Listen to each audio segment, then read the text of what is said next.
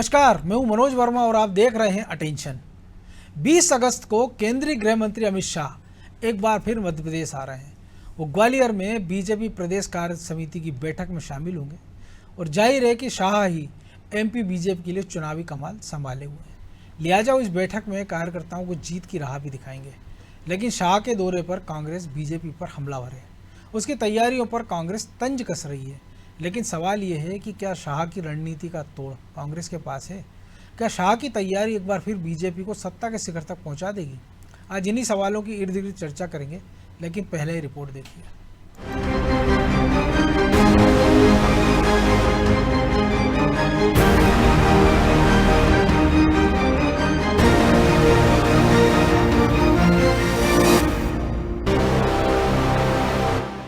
फिर मध्य प्रदेश आ रहे अमित शाह, कार्यकर्ताओं को दिखाएंगे प्रदेश कार्य समिति की बैठक में करेंगे शिरकत। अमित शाह देंगे जीत का मत। चुनाव सिर पर है और बीजेपी अपनी तैयारियों को धार देती जा रही है। इसी कड़ी में बीजेपी की प्रदेश कार्य समिति की आखिरी बैठक ग्वालियर में होने जा रही है। 20 अगस्त को होने वाली इस बैठक में बीजेपी के चाणक्य अमित शाह शिरकत करेंगे। वो रविवार को फिर मध्य प्रदेश आ रहे हैं। चुनावी साल में केंद्रीय गृह मंत्री अमित शाह का दौरा ये साफ बता रहा है कि मध्य प्रदेश चुनाव की कमान शाह के हाथों में है और उनकी रणनीति पर ही बीजेपी आगे बढ़ रही है। शाह की रणनीति का हिस्सा माना जा रहा है। शाह इस बैठक में चुनावी रणनीति की दिशा दशा यानी चुनावी रोड मैप तय करेंगे। वहीं शाह के दौरे को लेकर बीजेपी में जोश हाई है। विकास, जन कल्याण, गरीब कल्याण के मुद्दे पर हम जनता के बीच में जा रहे हैं और मध्य प्रदेश की जनता में भारतीय जनता पार्टी के समर्थन के लिए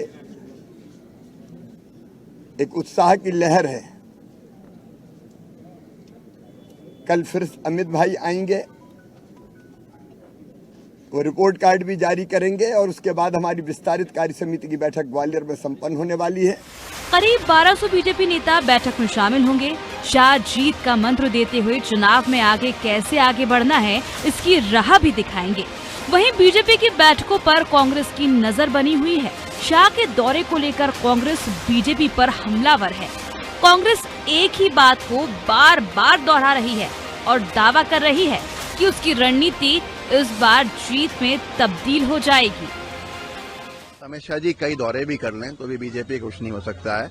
जनता नकार चुकी है और अमित शाह जी को तो पहले भी नकार चुकी थी। कांग्रेस की मुसीबतें न बढ़ने वाली थी न बढ़ेंगी। कांग्रेस सबसे अच्छे आशीर्वाद की उसमें है। जनता के मुसीबतें जो बढ़ी हैं बीजेपी की बढ़ी हैं और बीजेपी इसकी चिंता कर ले। कांग्रेस पार्टी को जनता ने आश्वस्त किया हुआ है, चुनावों में प्रचंड बहुमत से जिताएगी। बीजेपी की कार्य समिति की बैठक के दिन ही बीजेपी सरकार अपना रिपोर्ट कार्ड भी जारी करेगी। लेकिन खास बात तो ये है कि वृहद कार्य समिति की बैठक ग्वालियर संभाग में रखी गई है। इसके पीछे की वजह ये है कि 2018 के विधानसभा चुनाव में बीजेपी का अब तक का सबसे खराब प्रदर्शन इस संभाग में रहा है। लिहाजा बीजेपी वहां अपनी जड़ को मजबूत करने में लगी हुई है। वहीं मध्य प्रदेश की चुनावी कमान संभालने के बाद गृह मंत्री अमित शाह पहली बार इस कमजोर संभाग की यात्रा करेंगे।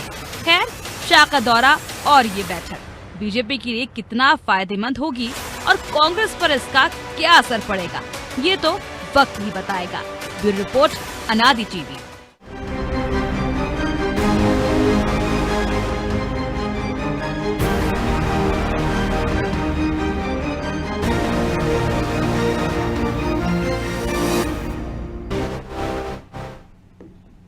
तो इसी मुद्दे पर चर्चा करने के लिए हमारे साथ जुड़ गए हैं वरिष्ठ पत्रकार अजय बोकिल और हमारे सहयोगी ब्रजेश चौक से। वो स्वागत है बोकिल जी आपका अनादि टीवी में।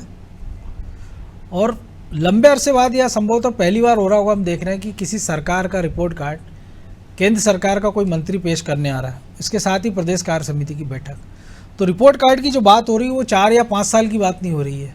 पूरे 18-20 साल जो सरकार चली है, अगर 15 महीने का कार्यकाल छोड़ दें कमलनाथ सरकार का, तो उसके पूरे की बात कर रही है। तो इसके पीछे क्या रणनीति देख रहे हैं आप बीजेपी की? देखिए, ऐसा है कि पिछले, मेरा सवाल किया ना आपने जी, देखिए पिछले 20 साल के अंदर जो कुछ भी अच्छा हुआ है या बुरा हुआ है उसका अधिकांश हिस्सा तो बीजेपी के राज में हुआ है। तो अगर उपलब्धियां भी हैं तो उन्हीं की हैं, अगर कुछ नाकामियां हैं तो उन्हीं की हैं। और अभी चुनाव के समय में अगर बीजेपी अपना रिपोर्ट कार्ड पेश करने जा रही तो निश्चित रूप से कई उपलब्धियां उनके खाते में हैं, इससे तो कोई बुराई नहीं, क्योंकि जो भी अच्छे काम हुए हैं वो तो बीजेपी के राज में हुए ज्यादातर हुए। कांग्रेस को ज्यादा समय ही नहीं मिला। कमलनाथ जी की सरकार 7 साल थी, उसमें ज्यादातर वो मीटिंगें करते रहे और उसी में ही सारा समय निकल गया। तो सवाल ये है कि कुछ प्लस पॉइंट इसके अंदर है, सिंचाई का रकबा बढ़ा, उत्पादन बढ़ा है, और भी कई चीजें हुई हैं। सड़क है, बिजली है जी, बिजली पानी है, और उसका संकट था पहले, जैसे दिग्विजय के समय में कहा जाता, तो वो आज उस तरह का नहीं है। तो कुछ उपलब्धियां तो बीजेपी के खाते में निश्चित रूप से हैं, इससे तो कोई इनकार कर ही नहीं सकता है। हाँ, लेकिन ये उसमें नाकामियां भी हैं, जैसे इन्वेस्टमेंट का मुद्दा है जो नहीं आया प्रदेश में ज्यादा, तो ऐसी बहुत सारी चीजें हैं। इंफ्रास्ट्रक्चर पे जितना काम होना चाहिए था शायद उतना नहीं हुआ। तो ये लोगों को बीजेपी बताना चाहिए कि भाई नाराजगी आपकी हो सकती है, लेकिन काम भी हमने किया है, तो आप इसको इग्नोर ना करें। मेरे ख्याल से रिपोर्ट कार्ड करने का जो है, जारी करने का उद्देश्य यही हो सकता है कि लोगों को याद दिलाया जाए कि भाई कुछ नाराजगी आपकी हो सकती है, लेकिन हमने अच्छा काम किया, उसको भी आप देखिए, केवल उस नाकामियों पर या असफलताओं पर बच जाइए। ये मुझे इसमें कुछ फायदा उनको हो सकता है, लेकिन सबसे बड़ी बात यह है कि जो एक एंटी इनकम्बेंसी लगातार बीजेपी सत्ता के कारण रही है मध्य प्रदेश के अंदर, वो 15 महीने का कार्यकाल छोड़ दीजिए आप, तो वो एक बड़ा कारण है जिसको कैसे डिफ्यूज करें या उसको कैसे नकारें, ये बीजेपी के सामने सबसे बड़ा सवाल है। खास करके मुख्यमंत्री शिवराज जी रहे ज्यादातर समय में, तो उनकी असफलताएं भी हैं और उनकी सफलताएं भी हैं, दोनों लोगों के सामने है। ये बीजेपी के सामने बड़ा संकट है कि उसको असफलताओं को नकारते हुए सफलताओं को कैसे प्रोजेक्ट करें, ये बड़ी चुनौती है। लेकिन आपको नहीं लग रहा है कि जब वो करेंगे एसआर, जो आप भी जाहिर कर रहे हैं कि शायद ऐसा हो, तो फिर वो 2003 से कंपैरिजन भी करेंगे कि देखिए 2003 के पहले तक मध्य प्रदेश में सड़क की स्थिति थी, आज ये स्थिति है, बिजली की स्थिति थी, आज ये स्थिति है, पानी की स्थिति, सिंचाई की रकबे की बात हो, पर कैपिटा इनकम की बात हो। देखिए, रिपोर्ट कार्ड में क्या लिखा हुआ ये तो अभी सामने आया नहीं है, तो कल ही पता चलेगा। हो सकता है उन्होंने इससे भी कंपैरिजन किया होगा, लेकिन फिर भी अगर लगातार बीजेपी सत्ता में रही तो खुद भी अपना कंपैरिजन कर सकती है, ऐसा कुछ, क्योंकि जो 2003 में जो स्थिति थी, 2008 में स्थिति थी और 2023 है, तो इसमें भी काफी कुछ बदलाव आया है। उस समय के अगर पैरामीटर लगाएंगे तो उसमें भी आपको फर्क दिखाई पड़ेगा दृष्टि से। खास करके जो जन कल्याणकारी योजनाएं हैं, और जिसको आम बोलचाल में रेवड़ी कल्चर भी अब कहा जा रहा है, तो जन कल्याणकारी योजनाओं की भी बाढ़ एक तरह से शिवराज लेकर के आए हैं, अपने पिछले साल ज्यादातर मुख्यमंत्री वही रहे। तो ये तो है निश्चित रूप से। और मुझे लगता है कि कांग्रेस भले ही कितना सोचे कि एंटी इनकम्बेंसी का फायदा उनको मिलेगा, लोगों की नाराजगी का फायदा मिलेगा, भ्रष्टाचार एक बड़ा मुद्दा है निश्चित रूप से, अगर विकास हुआ तो भ्रष्टाचार भी बड़ा है, इसमें कोई दो राय नहीं। लेकिन सवाल है कि अंततः मतदाता के सामने कौन सी चीज भारी पड़ेगी, ये असली सवाल है। तो हो सकता है कि अगर विकास या दूसरी उपलब्धियों का देखे तो हो सकता है कि शायद मतदाता का मन बदल भी जाए। बीजेपी को यही उम्मीद है, मुझे उम्मीद है। लेकिन हम ये भी देख रहे हैं कि दोनों चीज़ें, कि पिछली बार प्रेस कॉन्फ्रेंस होना थी लेकिन वो टाल दी गई थी। अब कमलनाथ एक आरोप पत्र जारी करते हैं, इसके बाद ये रिपोर्ट कार्ड की बात हो रही है कि उपलब्धियां बताई जाएगी। इसके साथ ही एक तो हम सकता है कि इसका काउंटर होगा, या हो सकता है पिछली सरकार के कुछ ऐसे कागज़ पन्ने पेश कर दिए जाएँ मीडिया के सामने, जनता के सामने, कि देखिए ये हम पे आरोप लगा रहे हैं और ये दूध के धुले नहीं है। जी आऊँगा अजय जी, मैं आपके पास। जी, केंद्रीय गृह मंत्री अमित शाह पेश कर रहे हैं, एक तीर से दो निशाने साध रहे हैं। पहला क्या कि जो 20 साल में हमने क्या किया, 18 साल में हमने क्या किया, ये तो हर व्यक्ति, हर राजनीतिक दल जो सत्ता में रहता है, चाहे वो कांग्रेस हो या बीजेपी हो, अपनी उपलब्धियां ही बताता है, कमियां कोई नहीं गिनाता। जो नहीं कर पाता है वो उसका ठीकरा विपक्ष पे फोड़ देता है, इनके कारण नहीं हुआ। उससे बचने की कोशिश करता है कि किस वजह से, उसकी जिम्मेदारी खुद नहीं लेता कि हम इसलिए नहीं कर पाए। यदि वो अपना रिपोर्ट कार्ड पेश करेंगे तो निश्चित तौर पर वो उपलब्धियों का एक रिपोर्ट कार्ड होगा, पहला एक। और इससे जो कांग्रेस लगातार कह रही है कि 18 साल में आपने कुछ नहीं किया, सिर्फ भ्रष्टाचार, महंगाई, जो गिना रही है, जो कमियां गिनानी चाहिए विपक्ष को वो गिना रही है। लेकिन सरकार का यदि रिपोर्ट कार्ड आ रहा है तो निश्चित तौर पर 18 साल का रिपोर्ट कार्ड आएगा, तो उसमें उपलब्धियों की होगी। जो हमने देखा है कि लंबी फहरिस्त है बीजेपी के पास, चाहे वो बच्चियों से लेकर, शिक्षा से लेकर, स्वास्थ्य से लेकर, महिलाओं से लेकर, और जो चाहे किसानों से लेकर, उनके पास बड़ी लंबी एक फहरिस्त बन सकती है यदि वो उपलब्धियां गिनाएं। तो एक काम होगा कि आपने अपनी सरकार की उपलब्धियां गिना दी हैं, हमने 18 साल में क्या किया मध्य प्रदेश में, सड़क से लेके, बिजली से लेके, पानी से लेके, सिंचाई से लेके, तमाम तरह की उपलब्धियां उसमें शामिल हो सकती हैं।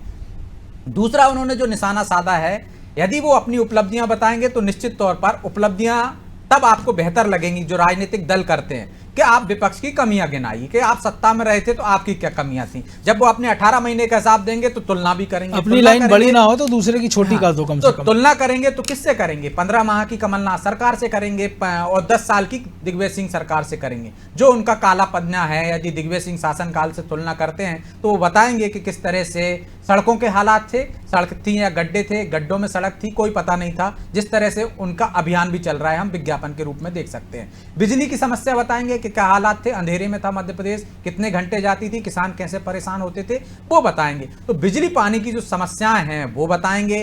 इसके बाद 15 माह की सरकार की जो हमने देखा है कि आरोप पत्र लगाया था कमलनाथ ने, तो उसके बाद BD शर्मा का, शिवराज जी का जो काउंटर आया था, तो 15 माह में क्या है, चाहे वो छापे पड़ने का मामला हो, रावलपुरी का मामला हो, चाहे वो भ्रष्टाचार का, तबादला उद्योग का, तो वो बताएंगे कि हमने देखिए 18 साल में ये किया और ये 15 माह में आए थे कमलनाथ जी तो उन्होंने क्या क्या किया। तो कमलनाथ जी की उपलब्धियां तो गिनाने से रहे, वो उपलब्धियां नहीं गिनाएंगे। यदि वो उपलब्धियां भी हैं तो उनकी जो कमियां हैं, चाहे वो हम कर्ज माफी की बात करें जिसको कांग्रेस अपनी उपलब्धि मानती है, लेकिन बीजेपी उसमें खोट गिनाती है। क्या खोट गिनाती है कि आपने 10 दिन में 2 लाख तक का कर्ज माफ करने का वादा किया था। इसमें कोई दो राय भी नहीं है कि राहुल गांधी ने सार्वजनिक मंच से वादा किया था कि 10 दिन में हम 2 लाख तक का कर्ज माफ कर देंगे। ये कांग्रेस की तरफ से ही वादा किया गया था, लेकिन 1.5 साल में आप 2 लाख तक का कर्ज माफ नहीं करे तो वो ये नहीं कहेंगे ना। उन्होंने तो विधानसभा में बता दिया कितने लाख लोगों को किया, लेकिन आपने 10 दिन में वादा किया था, तो वो कमी गिनाएंगे। जो उपलब्धियां हैं उनकी, उसमें क्या कमियां हैं जो विपक्ष के नाते गिनाना चाहिए, विरोधी दल के नाते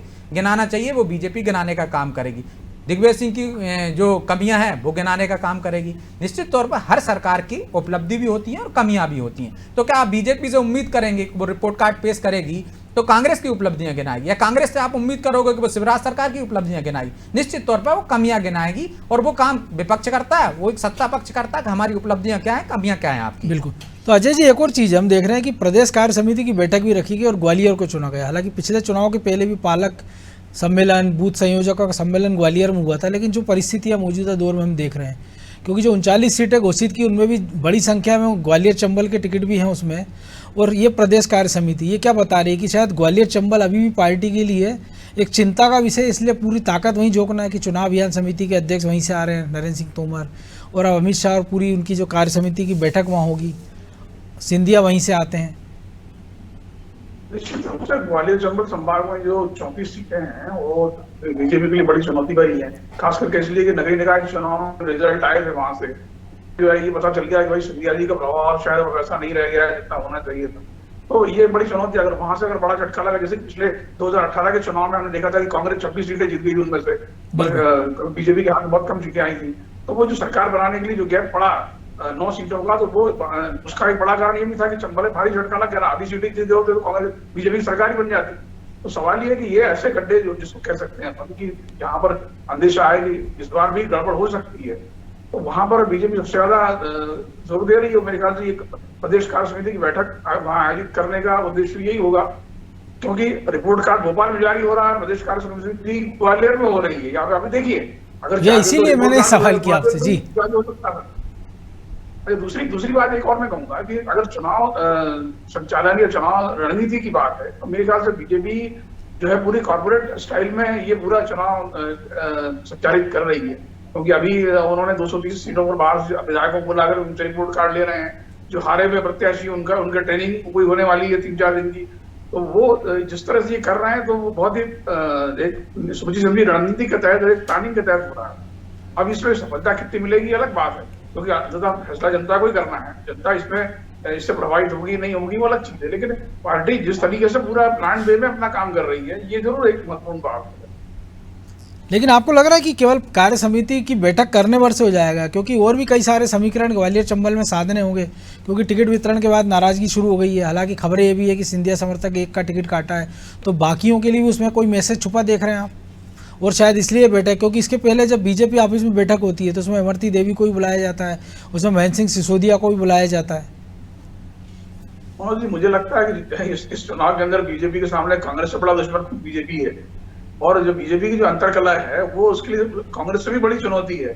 तो उससे कैसे पार्टी निपटेगी इस पर मेरे ख्याल से चुनाव नतीजा निर्भर करेगा। कांग्रेस जितना नुकसान करेगी या जितना फायदा उसको मिलेगा वो अलग, वो तो अपनी जगह है ही, जी। लेकिन सवाल ये है कि अगर जो पार्टी की अंतर्कलह है, सबोटेज है, जिसके अंदर बहुत सारी चीजें हैं, तो वो अभी आप देखिएगा अगर 39 सीटें 4 महीने पहले घोषित कर दी हैं और ये कहा जा रहा है कि साहब उनको तैयारी का पूरा मौका मिलेगा, लेकिन वो ये भूल रहे हैं कि शायद ये 4 महीने जो सबोटेज करने वाले भीतर खाती उनको भी तो 4 महीने आप दे रहे हो अपना काम करने के लिए, ये शायद उनको उनके बात ध्यान में नहीं आ रही होगी, तो उनके लिए पर्याप्त मौका है जो कुछ दोनों चीजें हो सकती है कि प्रत्याशी प्रचार कर करके थक सकता है और सेबोटेज करने वाले भीतरघात कर करके थक जाएंगे 4 महीने में। अब देखिए क्या ये तो नतीजा पता चलेगा, लेकिन एक बात जरूर है कि दोनों पार्टियां कर्नाटक से सबक लेकर के ही आगे बढ़ रही हैं। ये बड़ी महत्वपूर्ण बात ये है। बीजेपी इस बार अगर कर्नाटक का चुनाव वो धार्मिक मुद्दे पर ले गई थी, तो इस बार मध्य प्रदेश में उससे बचा जा रहा है। आप ये देखिए, बीजेपी इस बार हिंदू मुस्लिम की ज्यादा बात नहीं कर रही है और विकास की बात कर रही है, अपने उपलब्धियों की बात कर रही है और इस तरह की दूसरी बातें, जन कल्याणकारी योजनाओं की बात कर रही है।